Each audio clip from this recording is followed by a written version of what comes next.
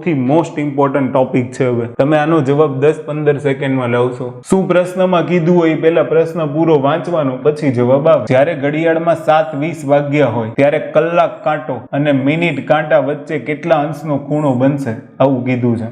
ધ્યાનથી સાંભળજો. એક તમે ફોર્મ્યુલા મૂકીને કોણ મેળવી શકો છો. એ ફોર્મ્યુલા કઈ છે? 11 ગુણ્યા મિનિટ માઇનસ 60 ગુણ્યા કલાક ડિવાઇડેડ બાય 2.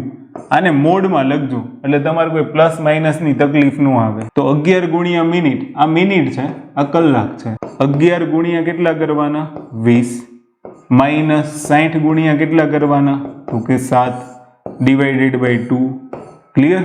આની સિવાયની હમણાં શોર્ટકટ ગણાવીશું તમને. તો 11 દુ 22 એટલે આ થઈ ગયા તમારા 220, 6 સત્તા 42, 420.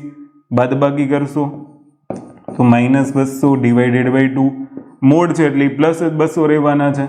તો 100 ગુણ્યા 2 એટલે 200, માઇનસ 100 છે, મોડ કાઢ નાખો, જવાબ આવશે પ્લસ 100 ડિગ્રી. પણ આવી રીતના આપણે નહીં ગણવાનું. ફોર્મ્યુલા કેટલી યાદ રાખશું? એકદમ ઇઝી રીતના ગણીએ. જો કે બધાની રીત છે, પણ અમુકમાં ફોર્મ્યુલા યાદ રાખવાના, અમુકમાં નહીં રાખવા. આટલી ઇઝી રીતથી આપણી પાસે ગણાય છે તો શું કામ ફોર્મ્યુલા યાદ રાખવી? ખાલી તમારે એ કન્સિડર કરવાનું છે કે ભાઈ 7 ને 20 થઈ છે તો 7 ને 20 માં કલાક કાંટો 7 ઉપર હોવો જોઈએ. મિનિટ કાંટાને કન્સિડર કરી લો, ભલે આગળ પાછળ હોય પણ 4 ઉપર હોય. તો કલાક કાંટો 4 ઉપર એન્ડ મિનિટ હેન્ડ છે એ કેટલા ઉપર? સોરી, કલાક કાંટો 7 ઉપર ને મિનિટ કાંટો 4 ઉપર. તો કલાક કાંટો 7 ઉપર હશે, મિનિટ કાંટો 4 ઉપર હશે. સૌથી પહેલું કામ આની બાદબાકી કરવાનું. ફર્સ્ટ સ્ટેપ બાદબાકી કરવાનું. 7 માંથી 4 બાદ કરશો 3, જવાબ +3 મળશે. આ શું કામ પ્લસ નિશાની કરી? સમજવા માટે છે.